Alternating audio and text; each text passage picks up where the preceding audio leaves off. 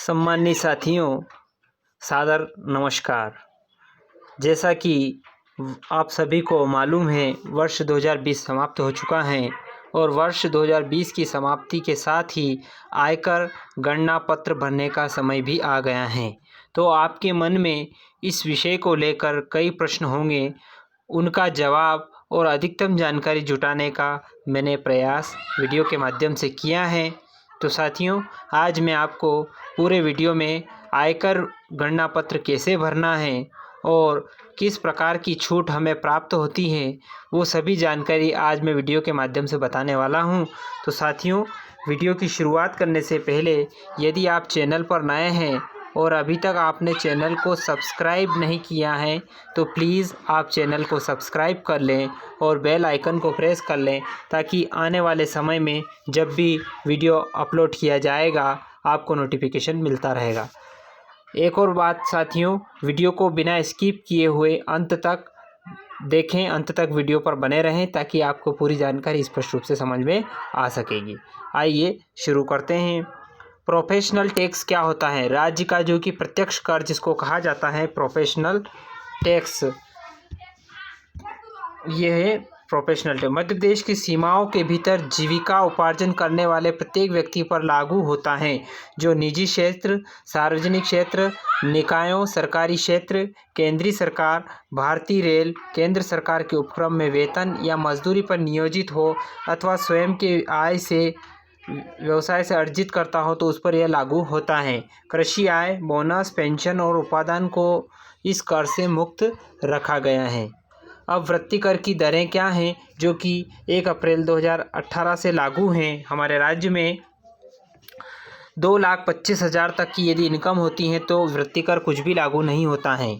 2,25,000 1 से 3 लाख तक पर प्रति वर्ष 1,500 रुपये इस पर लागू होता है। 3 लाख 1 रुपये से लगाकर 4 लाख तक पर 2,000 रुपये प्रतिवर्ष लागू होता है और 4 लाख से अधिक आय होने पर 2,500 रुपये वृत्ति कर लागू होता है। एक विशेष ध्यान रखने योग्य बात है कि 40% या अधिक दिव्यांग को वृत्ति कर का भुगतान नहीं करना होता है, यानी कि 40% दिव्यांग को वृत्ति कर का भुगतान नहीं करना है। इनकम टैक्स, आयकर, केंद्रीय प्रत्यक्ष कर जिसको कहा जाता है, वेतन, पेंशन, मकान संपत्ति से आय, व्यापार, कैपिटल गेन, अन्य स्रोत से आय को आयकर गणना में लिया जाता है। कृषि आय को छोड़कर वित्त वर्ष 2019-20 कर निर्धारण वर्ष 2020-21 के लिए आयकर में कुछ बदलाव किए गए हैं। वित्त वर्ष 2019-20 की आयकर स्लैब इस प्रकार हैं। 0 से लगाकर 2,50,000 तक पुरुष या महिला 60 वर्ष से कम हो, उनका आय कुछ भी नहीं लगता है, ना तो कर लगता है, न ही स्वास्थ्य कर और शिक्षा कर, कुछ भी नहीं। इसी प्रकार 0 से 3 लाख तक वरिष्ठ नागरिक जिनको भी कुछ भी नहीं देना रहता है। इसी प्रकार 0 से 5 लाख तक वरिष्ठ नागरिक 80 वर्ष से ऊपर, उनको आकार की दर उनकी प्रतिवर्ष कुछ भी नहीं है। इसी प्रकार स्वास्थ्य और शिक्षा उपकर भी कुछ भी नहीं है। इसी प्रकार 2.5 लाख से 5 लाख तक पुरुष और महिला एवं 3 लाख से 5 लाख तक वरिष्ठ नागरिक 60 से 80 वर्ष, उनको 5% कर देना होता है और 4% उनके ऊपर स्वास्थ्य एवं शिक्षा उपकर लगता है। इसी प्रकार 5 लाख से 10 लाख पर 20% कर और 4% स्वास्थ्य एवं शिक्षा कर। इसी प्रकार 10 लाख से अधिक पर 30% और 4% स्वास्थ्य एवं शिक्षा उपकर लगाया जाता है। अब स्टैंडर्ड डिडक्शन क्या है? केंद्र सरकार ने वित्त वर्ष 2019-20 के लिए 50,000 रुपये का स्टैंडर्ड डिडक्शन पुनः प्रारंभ किया है। इसका लाभ वेतनभोगी नागरिकों को ही मिलता है। स्टैंडर्ड डिडक्शन सकल आय से घटाया जाता है। उदाहरण के लिए, यदि आपकी आय 4 लाख रुपये है तो 50,000 रुपये उनमें से पहले ही घटा दीजिए। बची हुई 3,50,000 रुपये की आमदनी का उल्लेख आयकर गणना पत्रक में किया जाएगा। अब 87A रिबेट 87A क्या है ये जान लेते हैं। 5 लाख तक की आय पर टैक्स रिबेट 12,500 रहेगी। उदाहरण के लिए, आपकी कुल आय 3 लाख बची है सभी छूट एवं देनदारियों के बाद, तो आपकी कुल कर योग्य राशि 15,000 रुपये हुई। आपको 12,500 रुपये की रिबेट का लाभ मिलेगा और आप केवल 2,500 रुपये ही आयकर के रूप में जमा करने होंगे। इस पर 4% या 100 रुपये शिक्षा कर उपकर लगेगा। धारा 80C के तहत, अब धारा 80C क्या है ये भी हम जान लेते हैं। इसके तहत आप जीवन बीमा यानी कि life insurance, ULIP plan, Sukanya Samriddhi Yojana, ELESS, PPF, सामान्य भविष्य निधि, GPF, कर्मचारी का अंशदान, गृह ऋण, वापसी मूलधन, स्टाम्प शुल्क और पंजीकरण शुल्क, शिक्षण शुल्क भुगतान, डाकघर सावधि जमा खाता, इंफ्रास्ट्रक्चर बांड, वरिष्ठ नागरिक बचत योजना आदि में निवेश करके 1,50,000 रुपये तक की छूट हम धारा 80C के तहत ले सकते हैं। अब इसके बाद बात करते हैं धारा 80CCD सेकेंड। इसके तहत आप नियोक्ता द्वारा NPS में किया गया योगदान अधिकतम वेतन के 10% तक की छूट प्राप्त कर सकते हैं। 80D, इसके तहत आप स्वयं जीवन साथी बच्चों का 25,000 रुपये तक का चिकित्सा बीमा करा कर और आश्रित माता पिता का 50,000 रुपये तक का चिकित्सा बीमा कराकर छूट प्राप्त कर सकते हैं। 80DD के तहत दिव्यांग आश्रित का इलाज कराकर 40% से 80% तक दिव्यांग होने पर 75,000 रुपये और 80% अधिक दिव्यांग होने पर 1,25,000 रुपये तक की छूट प्राप्त कर सकते हैं।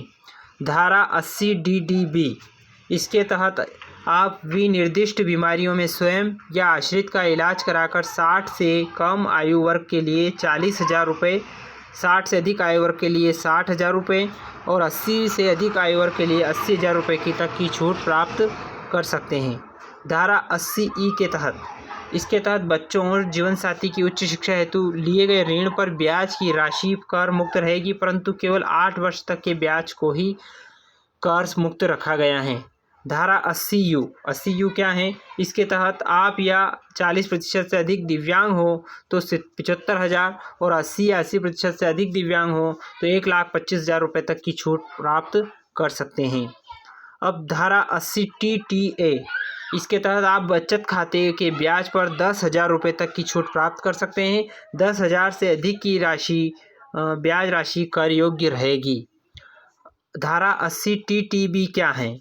इसके तहत अगर आप वरिष्ठ नागरिक हों तो डिपॉजिट पर ब्याज राशि 50,000 रुपये तक की छूट प्राप्त कर सकते हैं। इससे अधिक ब्याज राशि कर योग्य रहेगी। इसके अतिरिक्त भी अन्य धाराओं के तहत आयकर में छूट प्रदान की जाती हैं, जिससे अन्य के कॉलम में लिखकर प्राप्त किया जा सकता है, परंतु 2019-20 के आयकर गणना पत्रक में केवल इनका ही उल्लेख होने के कारण यहाँ पर इनका उल्लेख किया गया है। ऑटोफिल आयकर गणना पत्रक, आप सभी से अनुरोध है पर और सभी करदाताओं बंधुओं की करने के उद्देश्य से मैं एक बार फिर से ऑटोफिल आयकर गणना पत्रक लेकर आया हूं, जो न केवल सहज और सरल बल्कि मोबाइल फ्रेंडली भी हैं, जिसके तहत 5 स्टेप्स फॉलो कर भी भर सकते हैं, प्रिंट आउट निकाल कर जमा कर सकते हैं। नीचे दी गई गूगल प्ले स्टोर पर जाकर माइक्रोसॉफ्ट एक्सेल ऐप डाउनलोड कर लीजिए आप, ये इस प्रकार की ऐप।